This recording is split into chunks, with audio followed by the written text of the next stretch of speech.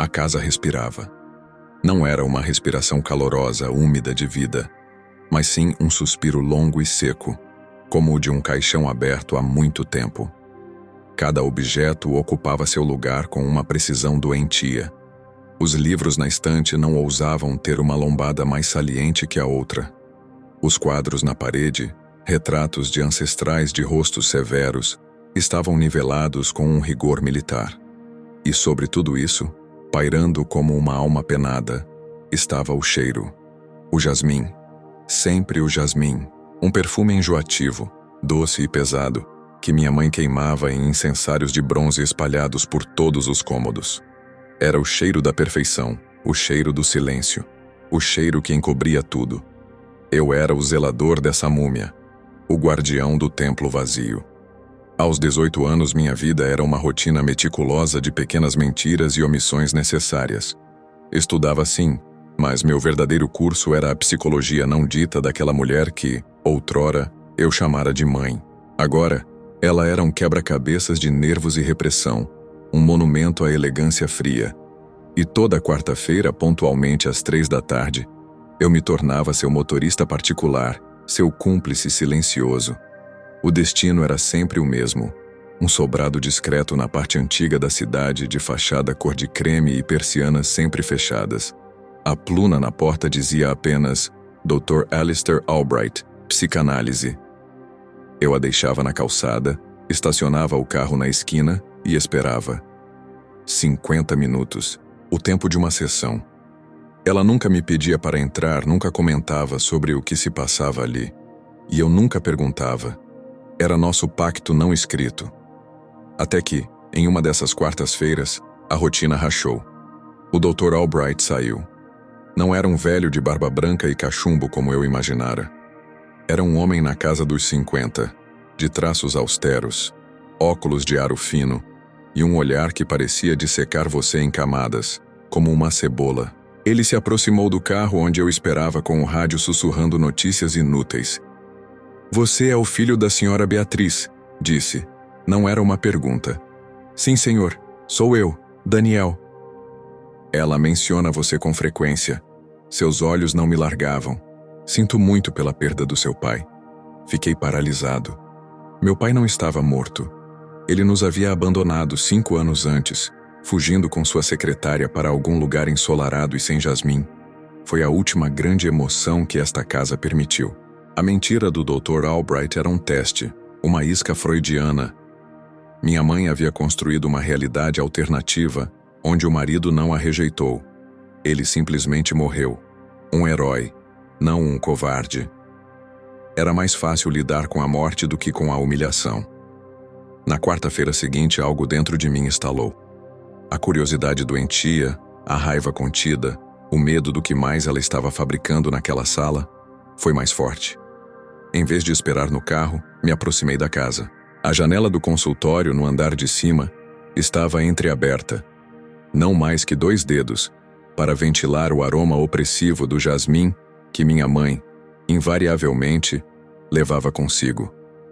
Um fluxo fraco de ar permitia que vozes escapassem. Eu me escondi entre as grandes folhas de uma bananeira de São Jorge no jardim, o coração batendo como um tambor surdo no meu peito. A voz do Dr. Albright era um baixo calmo, quase hipnótico. "E os sonhos, Beatriz? O que vem à tona quando você permite que a censura adormeça?" Houve um silêncio tão longo que pensei tê-los perdido. Então, veio o som. Um som que nunca, em toda a minha vida, associara à minha mãe. Um soluço, úmido, rouco, gutural. Um ruído de animal ferido vindo de um lugar tão profundo que parecia rasgar o revestimento de perfeição que ela cultivava a vida toda. Eu não posso." A voz dela falhou, carregada de uma vergonha visceral. "É muito feio, doutor. Muito sujo. Eu me sinto manchada só de pensar." "O inconsciente não conhece moralidade, Beatriz. Só conhece desejo e medo. O que o seu teme tanto?"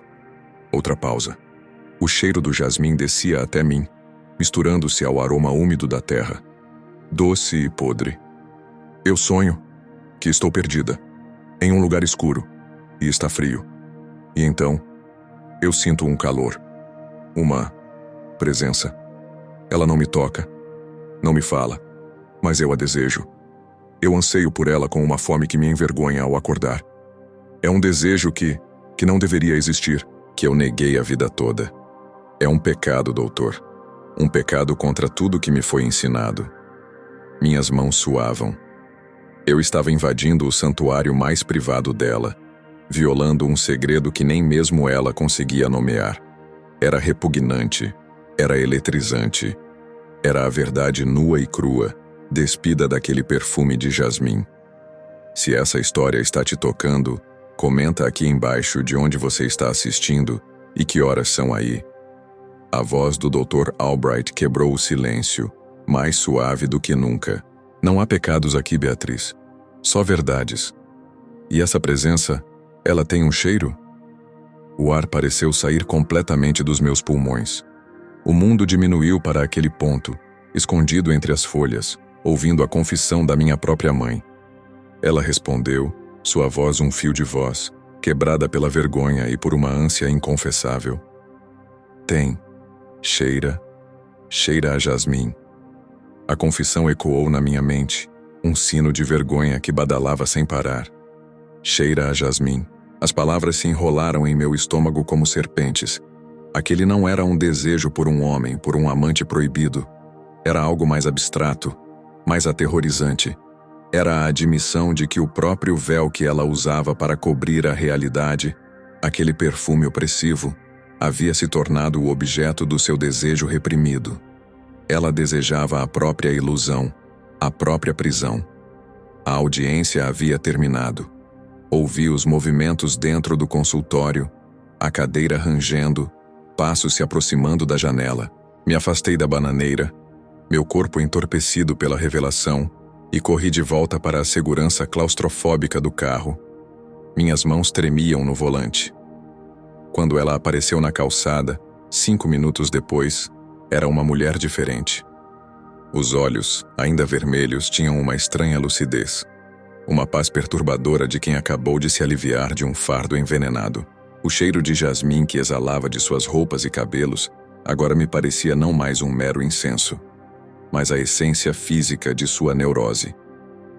O trajeto de volta para casa foi realizado em um silêncio espesso, cortado apenas pelo ruído do motor.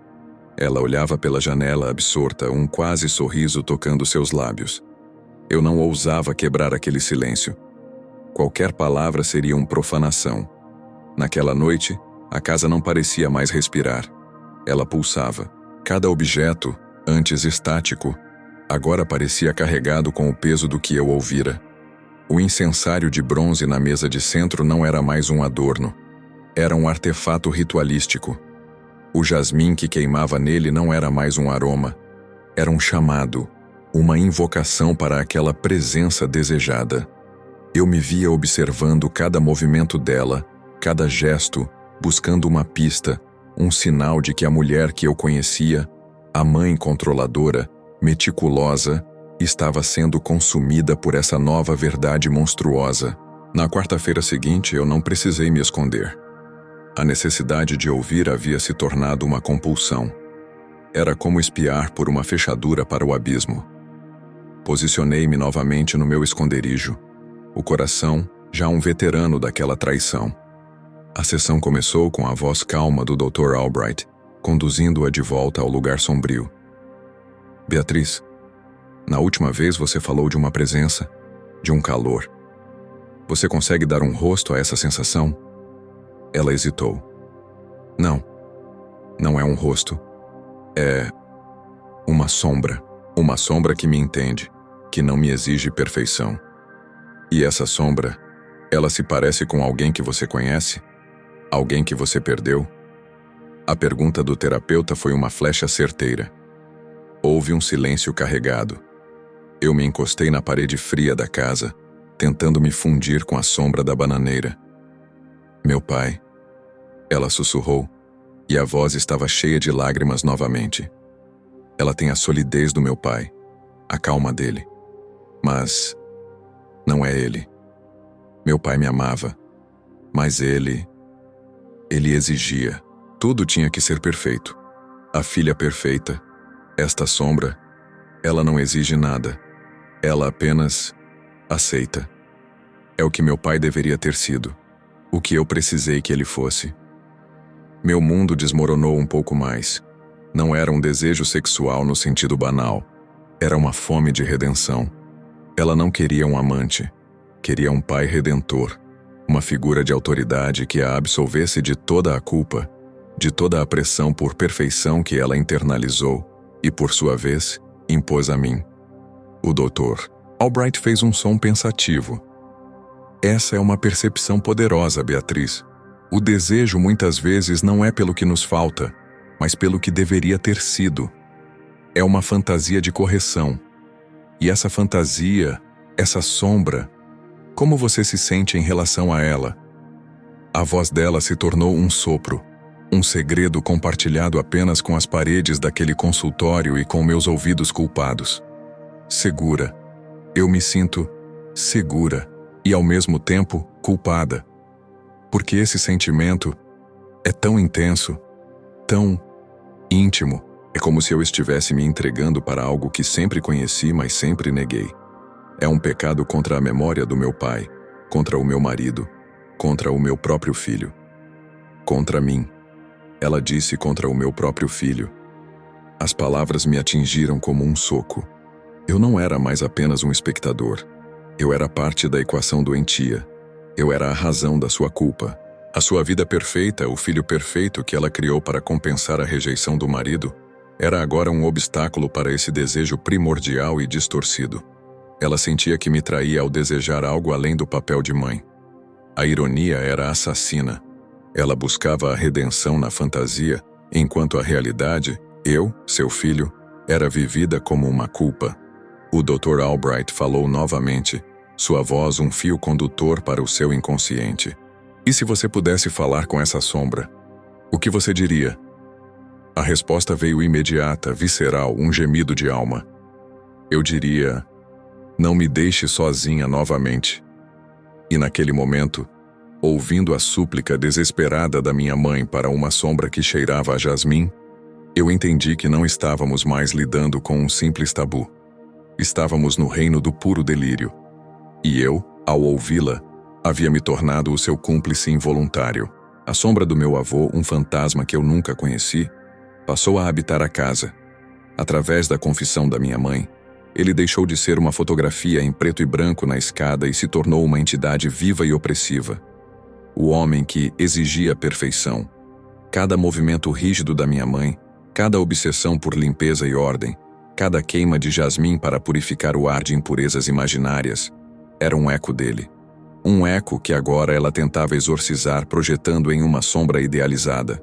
O Dr. Albright, em sua sagacidade clínica, havia plantado a semente da transferência.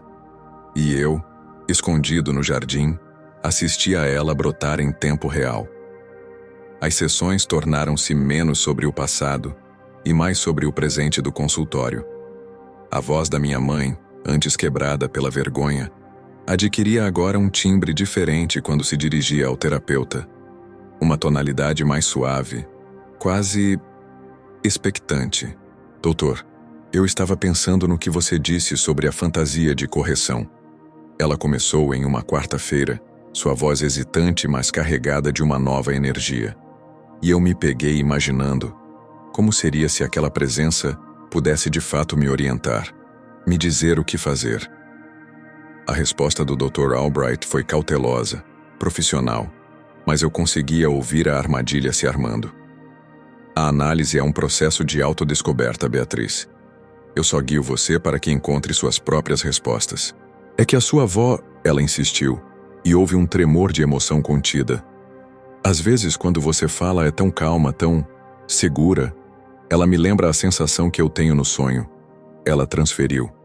A terminologia freudiana que eu lia às escondidas ganhava vida diante de mim, de uma forma grotesca e fascinante. A sombra desejada, o pai redentor, agora tinha a voz do Dr. Albright. Ele não era mais um terapeuta, era a encarnação temporária da sua fantasia. Ele era o receptáculo de todo o desejo e necessidade que ela nunca permitiu sentir. E ele, é claro, sabia disso. Era parte do processo. Mas ver aquilo acontecer, ouvir a voz dela se suavizar, se tornar quase submissa, me encheu de uma repulsa visceral.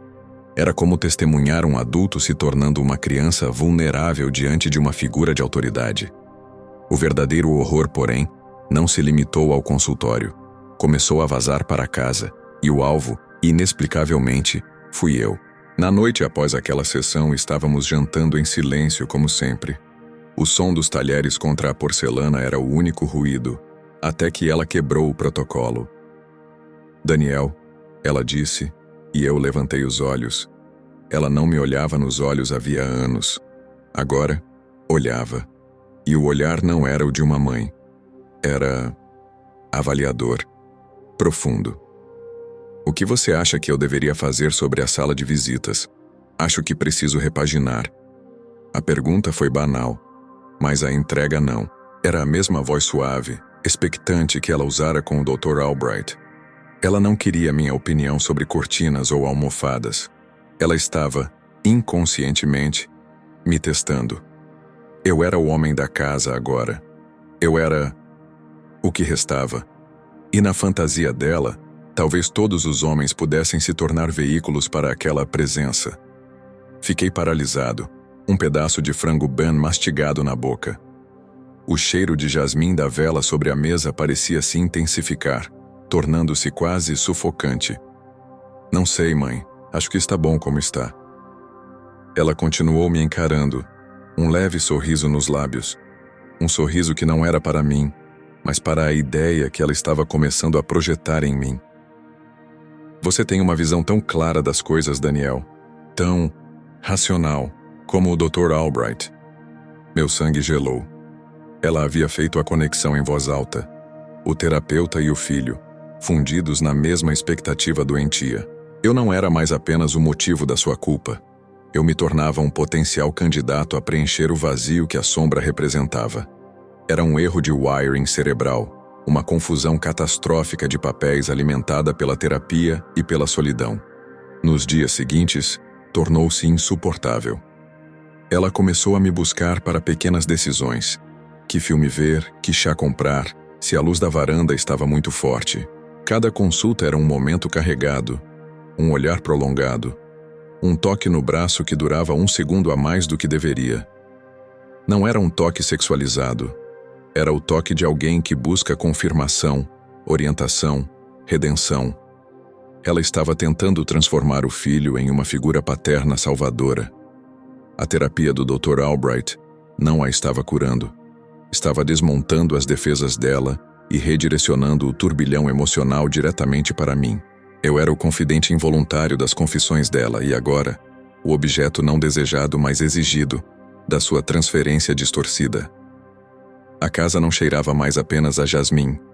Cheirava ao delírio slowly curdling, ao amor materno se decompondo em algo indefinível e perigoso. E eu, trancado dentro dela, não sabia mais quem era. O filho, o pai, o terapeuta, ou apenas a próxima vítima de uma fantasia que estava ficando forte demais para permanecer no reino dos sonhos. A racionalidade, minha última fortaleza, começou a ruir. A projeção da minha mãe não era mais uma insinuação sutil. Era uma névoa espessa que distorcia tudo à minha volta. O simples ato de cruzar com ela no corredor era uma sessão de terapia não autorizada. Seus olhos, outrora vazios, agora brilhavam com uma expectativa doentia, buscando em meu rosto a aprovação, a sabedoria, a redenção que ela atribuía àquela sombra e, por extensão, a mim. Eu já não era Daniel. Eu era um arquétipo, um símbolo. E símbolos não têm falhas, não têm vontade própria, não têm nojo.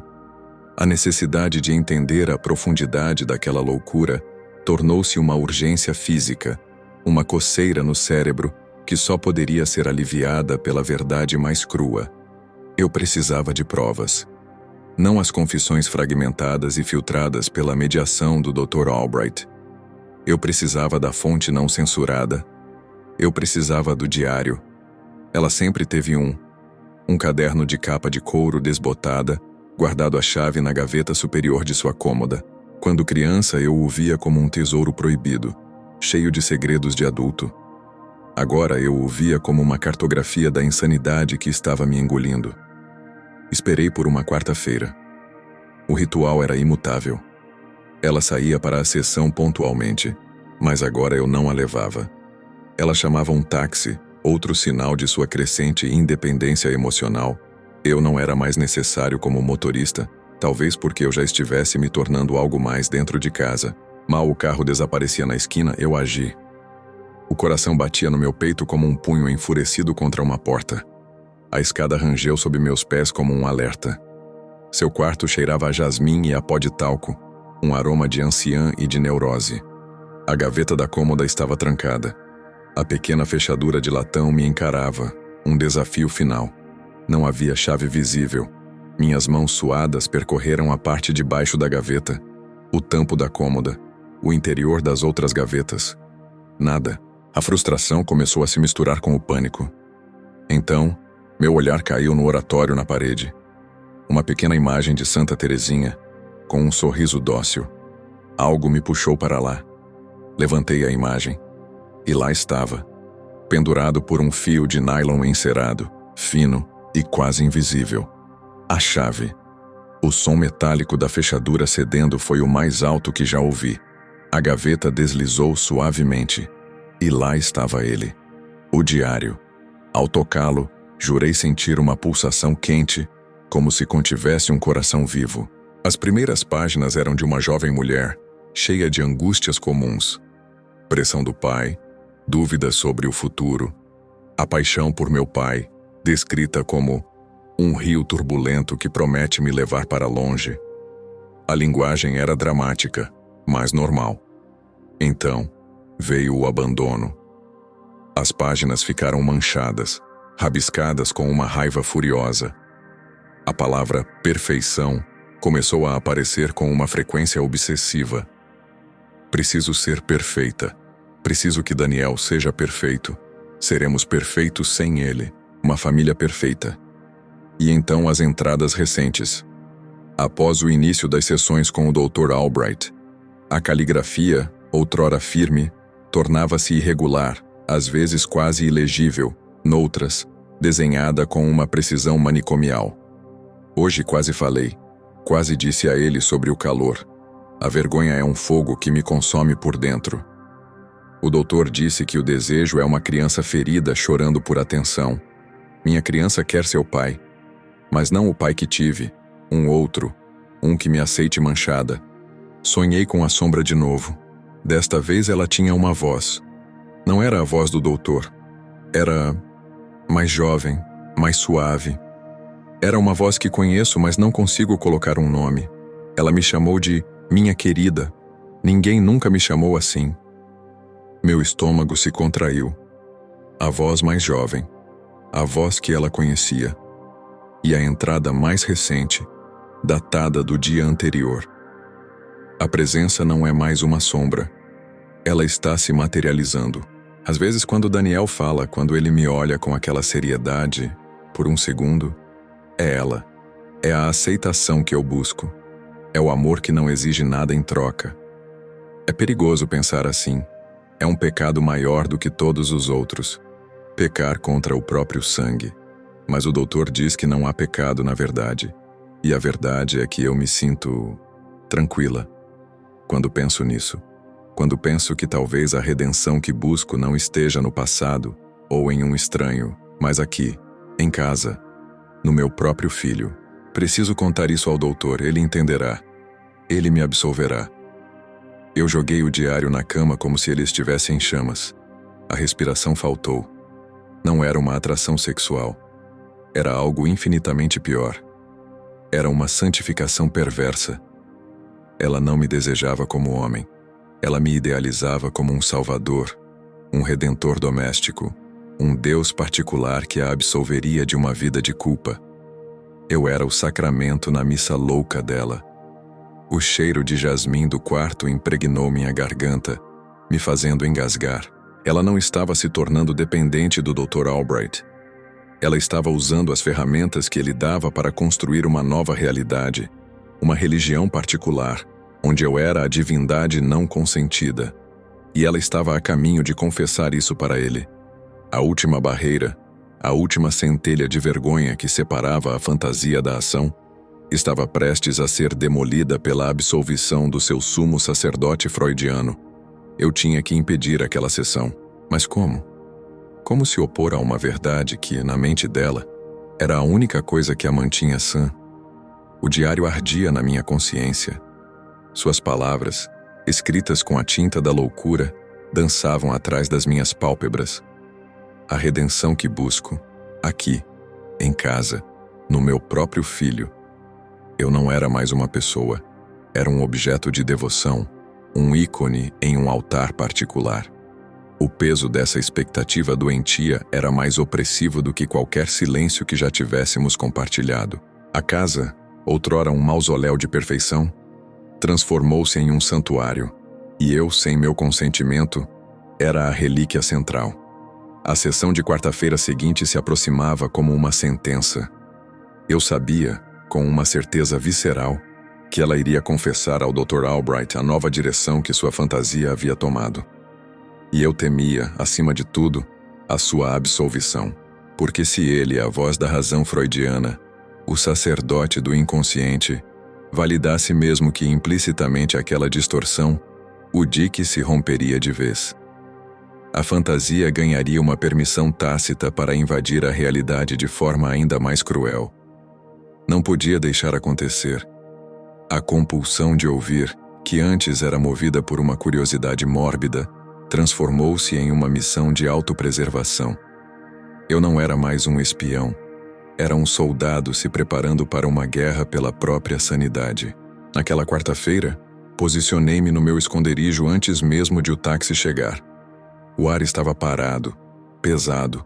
O cheiro de jasmim do jardim parecia ter se intensificado, como se a própria casa estivesse se preparando para o ritual. Eles chegaram. Ouvi os cumprimentos na porta, os passos subindo a escada, a porta do consultório se fechando. Meu corpo estava tenso, cada músculo alerta. A janela estava aberta, como de costume. A voz do Dr. Albright iniciou o ritual. Beatriz, você parece diferente hoje. Há uma energia nova. Ela respirou fundo. Eu consegui ouvir o tremor na sua inalação. Era a respiração de alguém prestes a pular de um penhasco. Doutor, eu preciso falar sobre a transferência, sobre o que eu tenho sentido. Ela hesitou. É sobre o meu filho, Daniel. Meu coração parou. Lá estava. A confissão. A bomba. Continue. A voz do Dr. Albright era neutra. Um canal aberto. Eu comecei a ver ecos daquela presença nele. Daquela segurança. Daquela aceitação que eu busco.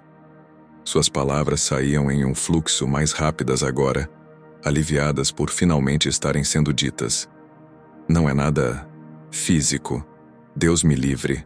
Jamais. É algo espiritual. É como se ele fosse a materialização do que eu precisei sempre. A redenção que eu busco não está no passado ou em uma fantasia. Está no presente. No meu próprio sangue. Eu me sinto absolvida quando estou perto dele, como se todos os meus erros fossem perdoados apenas pela sua existência serena. O silêncio do Dr. Albright foi mais aterrorizante do que qualquer palavra. Eu me encostei na parede fria, minhas pernas tremiam. Ele estava processando, validando, psicanalizando. Beatriz, ele começou, sua voz cautelosa. O que você descreve é profundamente complexo. A mente, em sua busca por cura, pode criar as simbologias mais intricadas. O fato de você projetar no Daniel essa figura redentora é, em um nível, um testemunho do amor que você sente por ele e da pureza que você atribui à figura do filho. Não. Não valide isso. Por favor, não. Eu mentalmente suplicava para o vazio. Mas, ele continuou, e uma centelha de esperança irrompeu em mim. É crucial, entender que isso é uma projeção. Daniel não é essa figura. Ele é um jovem, com suas próprias falhas seus próprios desejos e sua própria vida. Confundir o símbolo com a pessoa é um dos perigos mais sérios desse processo. Você não está vendo o seu filho. Está vendo a sombra do seu pai idealizado sobre ele. Ela ficou em silêncio por um longo momento. Eu quase soltei um suspiro de alívio. Ele a estava puxando de volta para a realidade. Então, é errado? A voz dela soou pequena, decepcionada. Não é sobre certo ou errado. É sobre o que é real. Você deve usar essa percepção para entender a profundidade da sua carência, não para transformar seu filho no objeto dela. A cura está em separar a fantasia da realidade, Beatriz, não em fundi-las.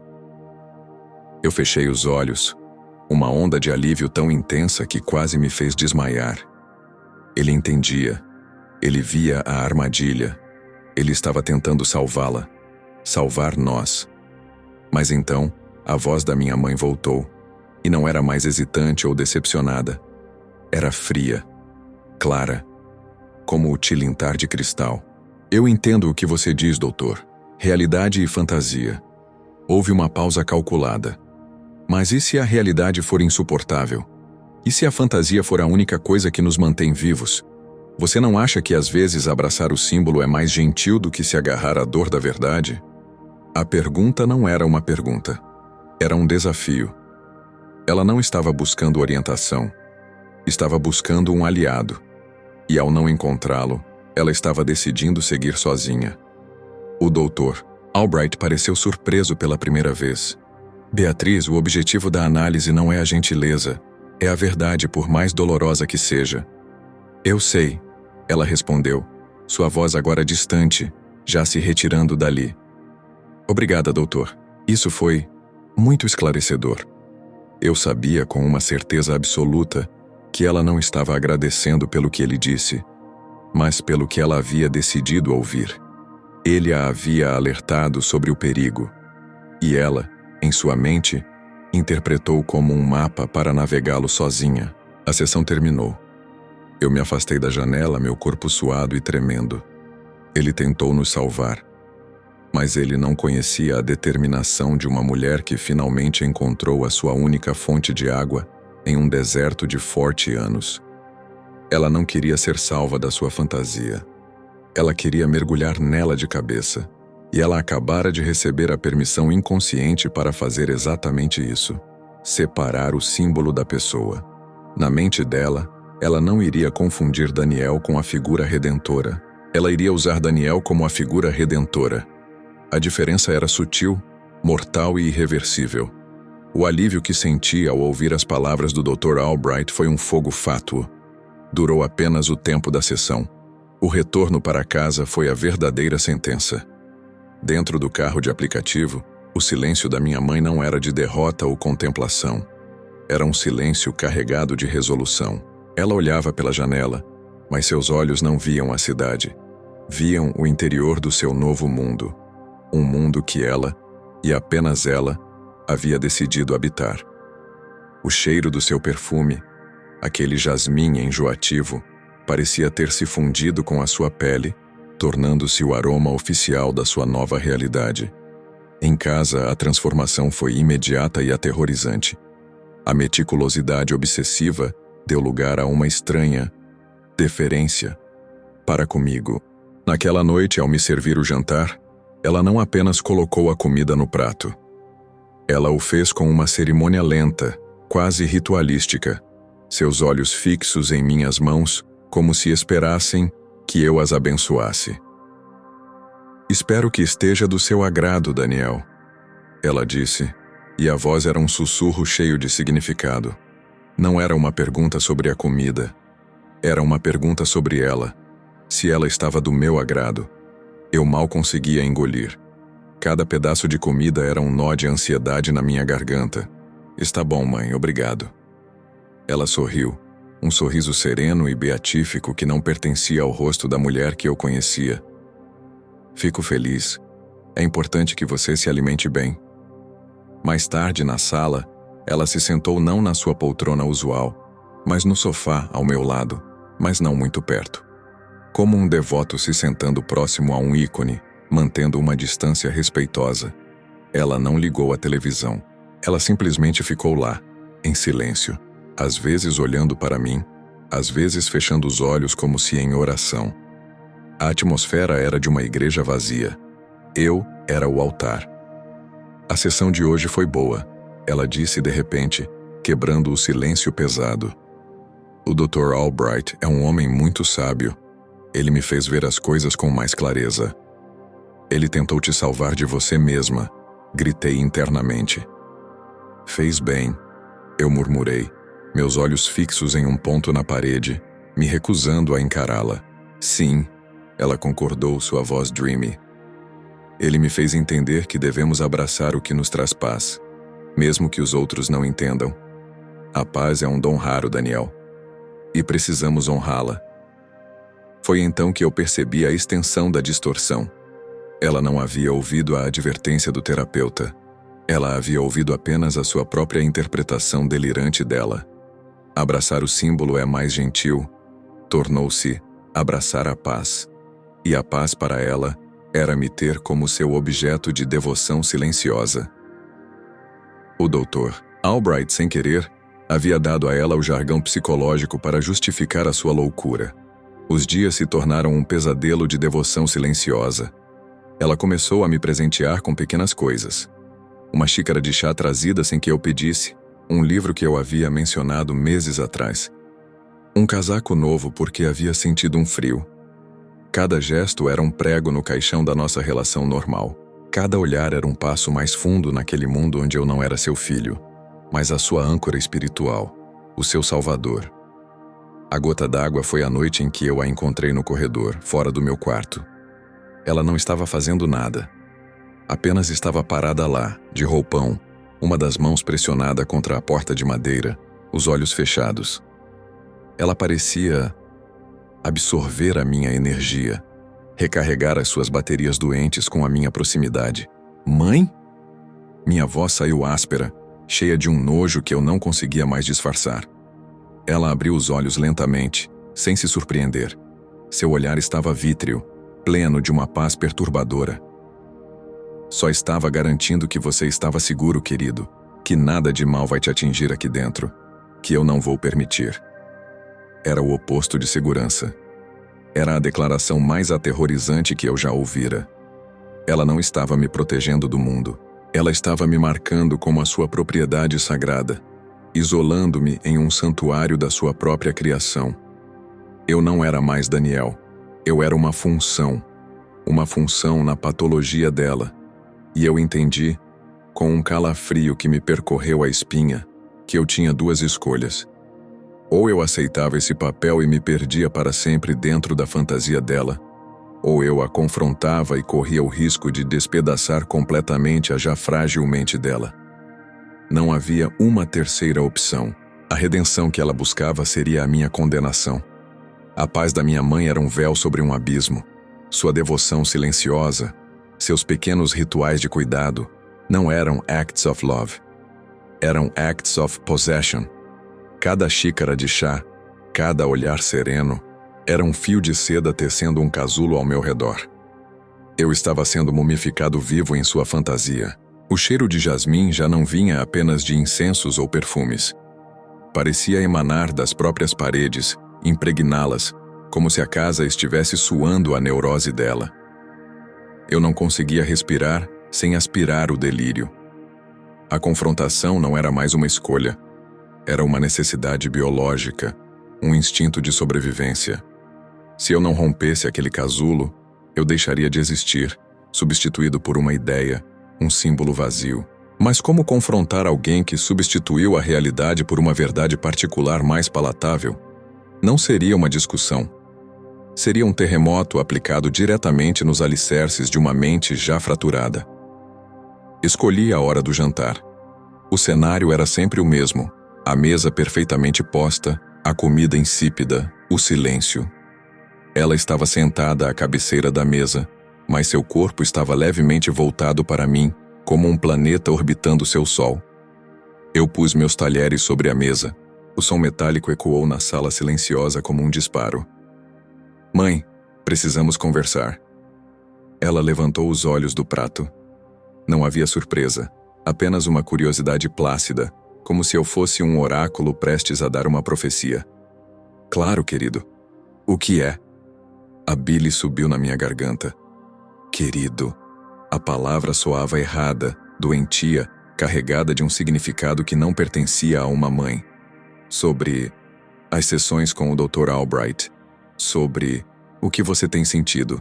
Um sorriso quase imperceptível tocou seus lábios.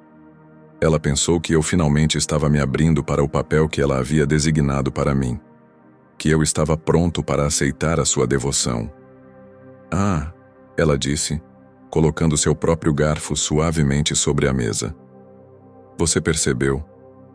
Percebi o quê, mãe? Minha voz estava tensa, um fio prestes a se romper. A conexão. Ela respondeu, como se fosse a coisa mais óbvia do mundo. A paz que você me traz. O Dr. Albright me ajudou a ver. Ele me mostrou que não há mal em buscar refúgio no que é puro, no que é sagrado. Lá estava. A palavra. Sagrado, ela havia dito. O jasmim no ar pareceu se espessar, tornando-se quase sólido. Eu não sou sagrado, mãe. A frase saiu como um grito abafado, um som rouco de desespero. Eu sou o seu filho. Daniel, sou um ser humano comum, cheio de defeitos, de raiva, de nojo. O sorriso dela não se abalou. Ela inclinou a cabeça, como um padre ouvindo a confissão de um pecador.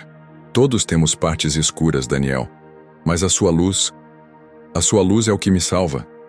Você não precisa entender. Você só precisa ser. Ela não estava me ouvindo. Ela estava dialogando com a projeção dela. Minha raiva, meu nojo, minha humanidade defeituosa, tudo isso era apenas ruído, uma interferência temporária no sinal puro que ela acreditava que eu emitia. Não, mãe, você não está me ouvindo. Eu levantei da mesa, minha cadeira raspou no chão com um rangido violento. O doutor Albright não quis dizer isso. Ele tentou te avisar. Isso não é paz, é loucura. Você está me transformando em uma coisa. Você está me sufocando. Pela primeira vez, a máscara de serenidade dela rachou. Um lampejo de algo primitivo e assustado cruzou seus olhos. Era a criança ferida, a que fora rejeitada pelo pai e pelo marido, vendo a sua última tábua de salvação, a fantasia que ela construiu sobre mim, ser ameaçada. Não diga isso. A voz dela saiu um fio, um sussurro aterrorizado. Não estrague isso. É a única coisa boa que me restou. A única coisa pura. Não é real, eu gritei, minhas mãos tremendo. Você está doente, mãe. Você precisa de ajuda, de verdade, não dessa escavação que só está piorando tudo. O uso da palavra doente foi o gatilho. O lampejo de medo em seus olhos se transformou em raiva. Uma raiva fria e silenciosa. Eu não estou doente, ela disse, sua voz agora plana, perigosamente controlada. Estou finalmente curada. E você? Você é ingrato. Depois de tudo que fiz por você. Depois de ter dedicado minha vida a te tornar perfeito. E agora que você é a minha perfeição, você me rejeita? Como todos os outros. Ela não estava mais se dirigindo ao filho. Estava se dirigindo ao pai, ao marido, a todos que a haviam abandonado. Eu era apenas o corpo que recebia a projeção de todas as suas falhas de relacionamento. A terapia não a curara. Dera a ela uma linguagem nova e sofisticada para justificar o seu velho padrão doentio. Ela se levantou, sua figura magra de repente imponente, envolta na aura do seu jasmim e da sua certeza inabalável.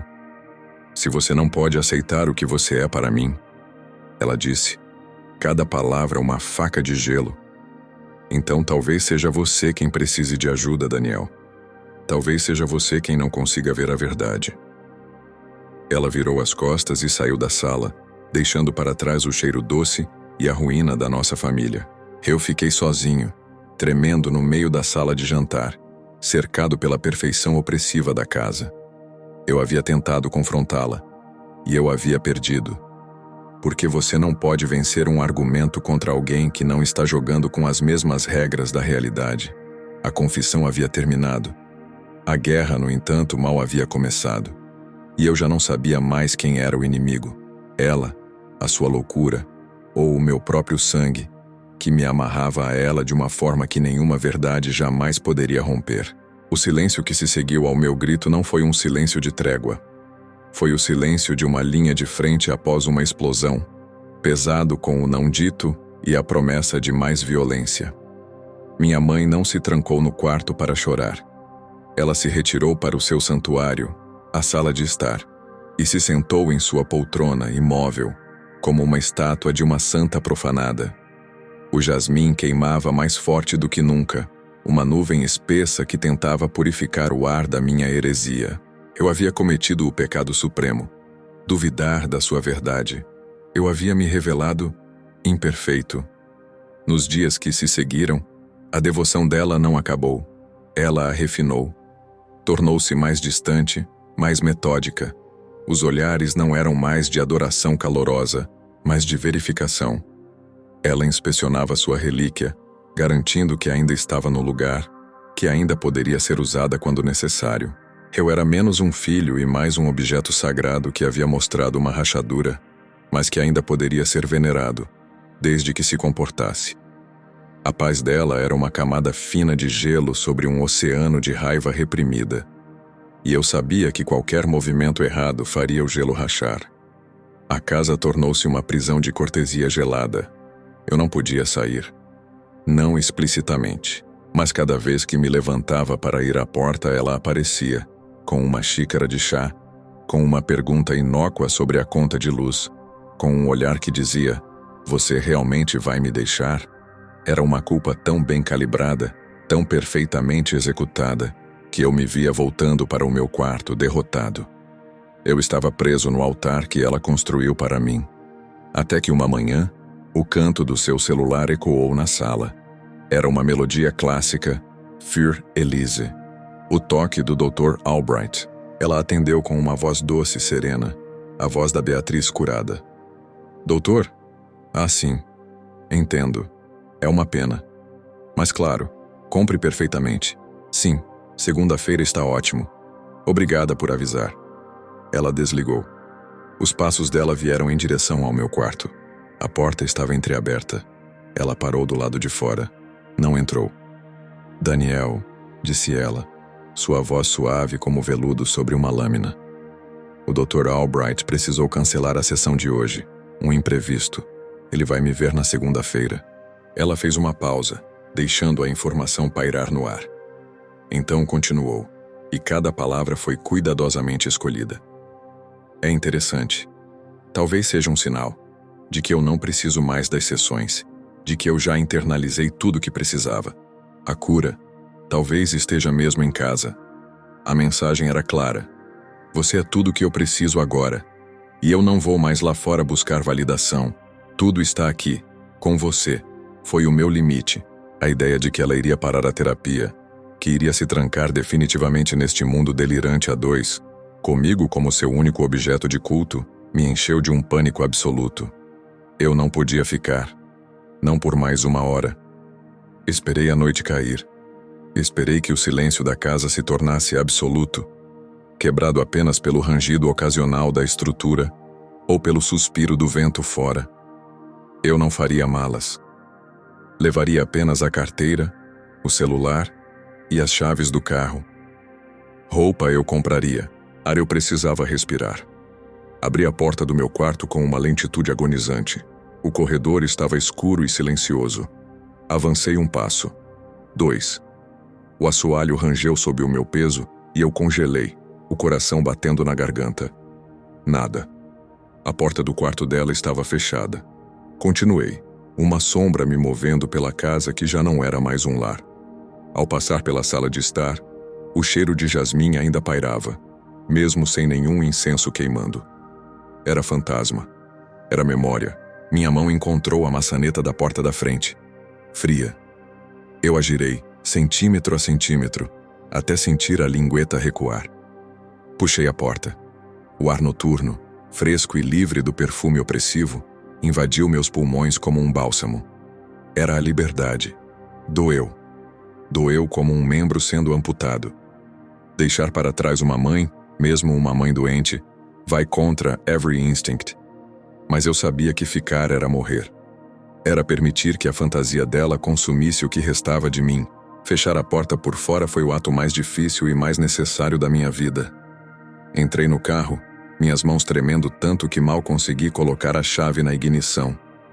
Olhei para a casa pela última vez, uma silhueta escura e ameaçadora contra o céu noturno.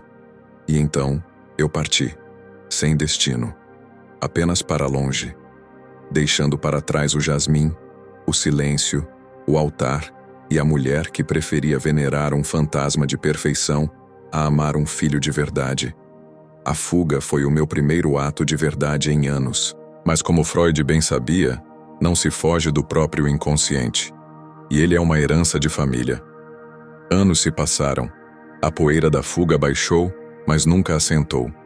Construí uma vida funcional, cinza, safe, uma vida sem cheiros fortes, terapia, muita terapia, tentando entender, tentando me curar, tentando apagar o jasmim da minha memória olfativa. A notícia da morte dela veio por um e-mail formal de um advogado. Infarto. Sozinha. Naquela casa silenciosa. A culpa foi um câncer que se instalou onde antes havia apenas medo. Hoje sento-me aqui. Não no divã, mas na cadeira. A cadeira de couro envelhecido do Dr. Alistair Albright. Ele se aposentou, vendeu a prática. E eu, com uma ironia que só o inconsciente poderia arquitetar, comprei. Não o consultório, mas a ideia. Tornei-me terapeuta. Especializei-me em casos difíceis, em tabus familiares, em desejos recalcados. Tornar-me aquilo que um dia eu mais temi foi a única forma que encontrei de dominar o monstro. Meu último paciente do dia saiu. O silêncio do consultório é familiar, mas agora é meu. Ergo-me e vou até o antigo incensário de bronze, que comprei em um leilão de bens do Dr. Albright. Abro uma pequena caixa de madeira e retiro um cone de incenso negro. Jasmim. Acendo-o. A fumaça sobe, espiralando, enchendo o ar com o doce aroma pesado que me assombrou a vida inteira. E então, sento-me novamente, não na cadeira do terapeuta, mas no divã. Deito-me e fecho os olhos. O cheiro me envolve familiar, horrível, pertencente. E sinto, não nojo, não medo. Sinto uma paz profunda e aterrorizante, porque finalmente eu entendo. A confissão final não era dela, era minha. O desejo que sempre neguei, o tabu supremo, não era por ela. Era por isso. Pela paz doentia da devoção absoluta. Pela abolição do eu na fantasia do outro. Eu não a julgava. Eu a invejava. E agora, no silêncio do consultório que cheira a jasmim, eu finalmente me permito sentir o desejo que herdei. O desejo de ser a sombra. O desejo de ser sagrado. Agora me diga, o verdadeiro horror está no desejo monstruoso ou na paz absoluta que ele promete?